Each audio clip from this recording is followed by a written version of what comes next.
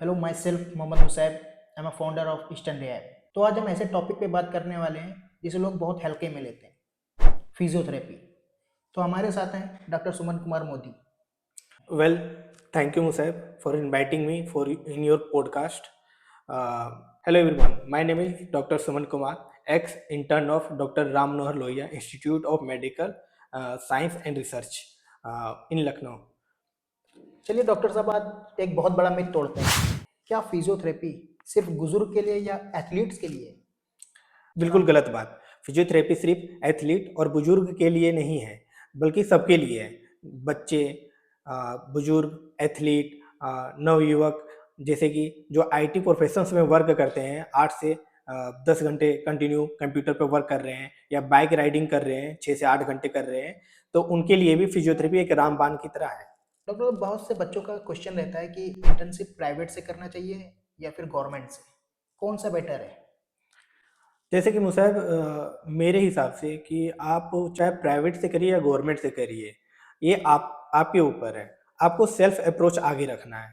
जैसे कि आप सबसे पहले आप एक्साइटेड रहिए सीखने के लिए, स्किल्स डेवलप करिए। आप चाहे प्राइवेट से करें या गवर्नमेंट से करें, दोनों के अलग अलग बेनिफिट्स हैं, जो कि हम आगे वीडियो में बात करेंगे। लेकिन मैंने देखा है आजकल के बच्चों में मतलब सीखने का इतना कोई जागरूकता नहीं है। हाँ, ये बहुत अच्छा आपने बताया है कि मैंने भी देखा है, अपने कलीग्स को देखा है, जब मैं इंटर्नशिप कर रहा था, तो मेरे भी बहुत सारे ऐसे बैचमेट्स थे कि इंटर्नशिप में सिर्फ वो जाते थे टाइम बिताने के लिए। हाँ हाँ, तो ये वो चीज़ है। अच्छे फिजियोथेरेपिस्ट बिल्कुल नहीं बन पाते हैं, ठीक है? आपको ये है कि पेशेंट जब आपके पास आए, आपके हॉस्पिटल में आए, आपके क्लिनिक में आए, तो सबसे पहले कि जब वो फर्स्ट स्टेप आपके क्लिनिक में एंटर करे, तो आपको आपको तभी से ऑब्जर्व करना चाहिए, ठीक है? उनका पोस्चर ऑब्जर्व करना चाहिए, उनका वॉकिंग पैटर्न ऑब्जर्व करना चाहिए, ये सब आपको ऑब्जर्व करना चाहिए।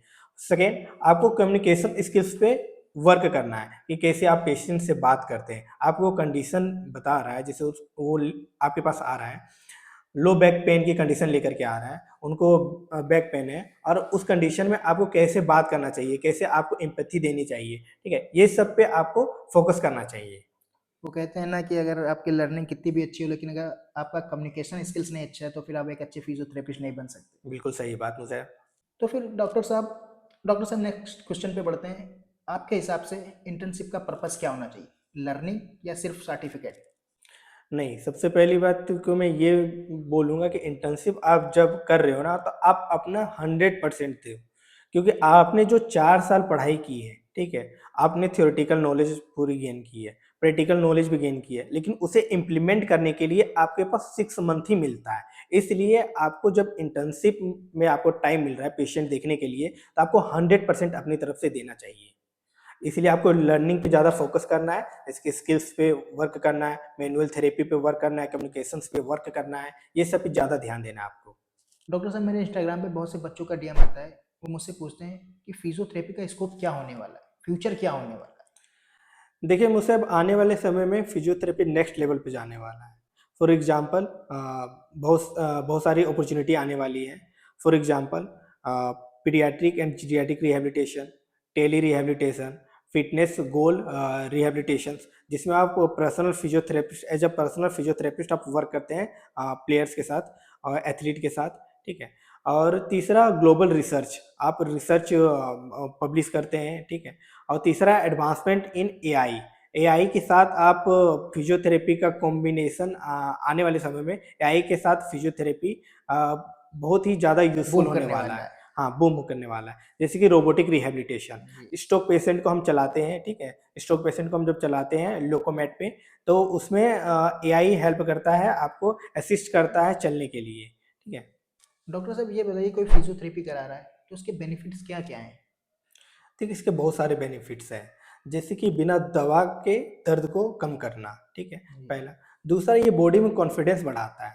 तीसरा, ये सर्जरी से बचाता है। सर्जरी से हो जाता है? डॉक्टर साहब, बहुत बड़ी स्टेटमेंट है ये आपकी। सर्जरी से कैसे बचाता है? देखिए अगर हम बहुत सारे ऐसे कंडीशंस में देखते हैं कि बैक पेन और नी पेन में जी। अगर टाइम से पहले आप फिजियोथेरेपी स्टार्ट कर देते हैं, तो उससे आप सर्जरी को नेग्लेक्ट कर सकते हैं, सर्जरी से आप बच सकते हैं। तो डॉक्टर सुमन, ये बताइए कि आईसीयू में क्या रोल है फिजियोथेरेपी का, और प्री ऑपरेटिव और पोस्ट ऑपरेटिव पे क्या रोल है? देखो, तो मैं ये बताना चाहूँगा कि आईसीयू में फिजियोथेरेपी का बहुत ही इम्पोर्टेंट रोल है। जैसे कि पेशेंट की पोजीशनिंग करना, उससे आप बेड सोर से प्रिवेंट कर सकते हैं, ठीक है? डीवीटी लगाना, डी वेन थ्रोम्बोसिस, ये एक डिवाइस होती है जिससे डीवीटी से प्रिवेंट किया जा सकता है, ठीक है? तीसरा, वाइब्रेटर का यूज़ करना, ठीक है? इससे म्यूकस को सीक्रेट आउट करते हैं, ताकि ताकि पेशेंट जो है breathe in and breathe out अच्छे से कर पाए, ठीक है? और passive range of motion exercises करना, जैसे स्टिफ पेशेंट होते हैं तो उसमें आप ईयरली स्टार्ट कर देते हैं passive range of motion exercises, तो उनकी रेंज ऑफ मोशन जो रेंज ऑफ मोशन है कंटिन्यू रहती है और स्टिफनेस से बचता है, ठीक है? और एक और इम्पोर्टेंट रोल है फिजियोथेरेपिस्ट का, कि वो जब परकशन परफॉर्म करते हैं पेशेंट पे, तो सिक्रीशन म्यूकस जो भी है वो बाहर निकलता है, जो है सिक्रीशन और म्यूकस दोनों बाहर निकालते हैं, ताकि पेशेंट अच्छे से ब्रीद इन कर पाए। प्री एंड पोस्ट ऑपरेटिव में फिजियोथेरेपी का भी बहुत इंपॉर्टेंट रोल है।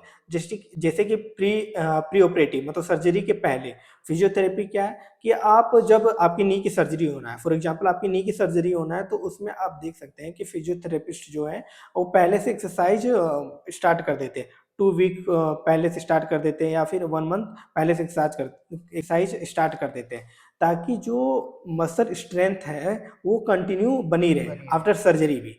और सर्जरी के बाद तो बहुत ही ज़्यादा इम्पोर्टेंट आपका काम है फिजियोथेरेपी का। उसमें क्या होता है कि फिजियोथेरेपिस्ट जो है range of motion exercises improve करते हैं, स्ट्रेंथनिंग एक्सरसाइजेस परफॉर्म करते हैं, ताकि पेशेंट की स्ट्रेंथ रिगेन हो पाए।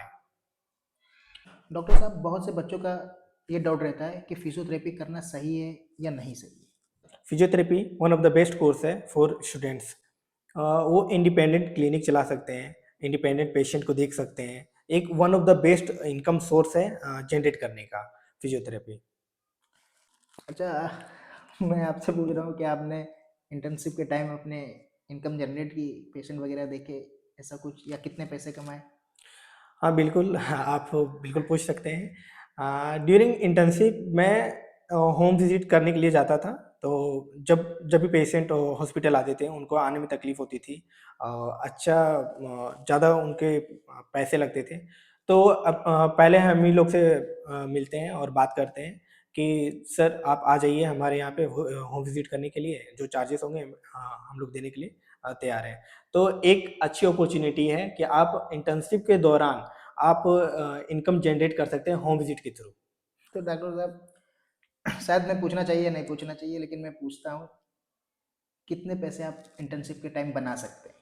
वेल, ये डिपेंड करता है आपके लोकेशन पे, स्किल्स पे और आपके रिजल्ट पे, कि कितना अच्छा आप रिजल्ट उनको प्रोवाइड कर रहे हैं। तो आप अच्छे स्किल फिजियोथेरेपिस्ट हैं, तो आप अच्छा पैसा कमा सकते हैं। डॉक्टर साहब, मैंने देखा है कि बहुत से कॉलेज में, इंस्टीट्यूट में फैकल्टी और इक्विपमेंट्स की बहुत कमी होती है, तो वो स्टूडेंट अपनी स्किल्स को कैसे इंप्रूव करें, कैसे डेवलप करें अपनी स्किल्स को? उनके लिए क्या क्या ऑप्शंस हैं? बहुत अच्छा क्वेश्चन है ये। हाँ, बहुत सारे बच्चे हैं कि ये चीज़ झेलते हैं कि उनको अच्छे इक्विपमेंट्स नहीं मिलते हैं, अच्छे फैकल्टी मेंबर नहीं मिलते हैं, जो उनको सिखा पाएँ, और अच्छा कॉलेज नहीं मिल पाता है, जिसमें सारी मॉड्यूलिटी वगैरह हो, ठीक है?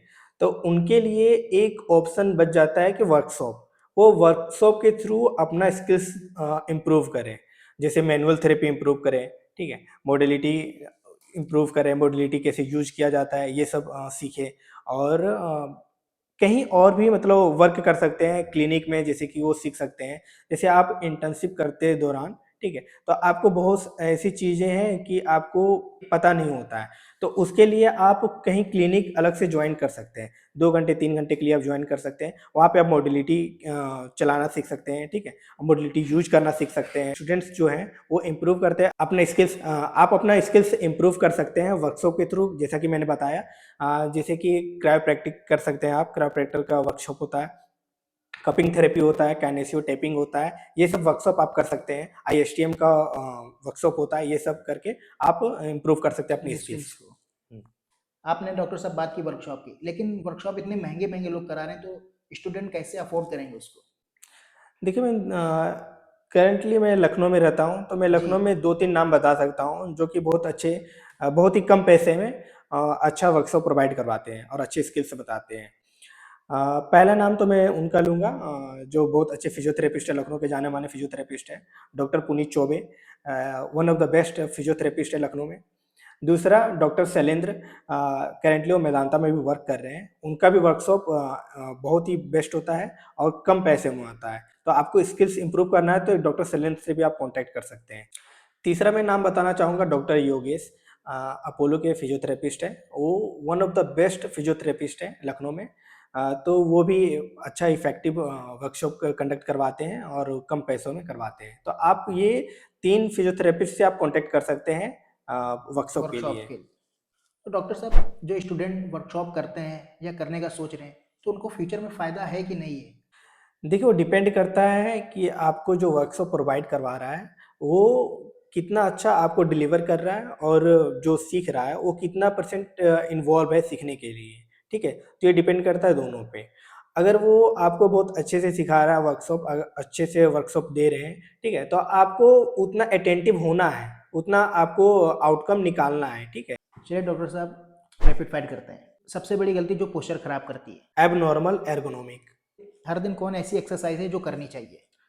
स्ट्रेचिंग एक्सरसाइज, सबसे झूठा मिथ। फिजियोथेरेपी स्लोली वर्क करता है, पेन किलर या फिजियोथेरेपी? फिजियोथेरेपी।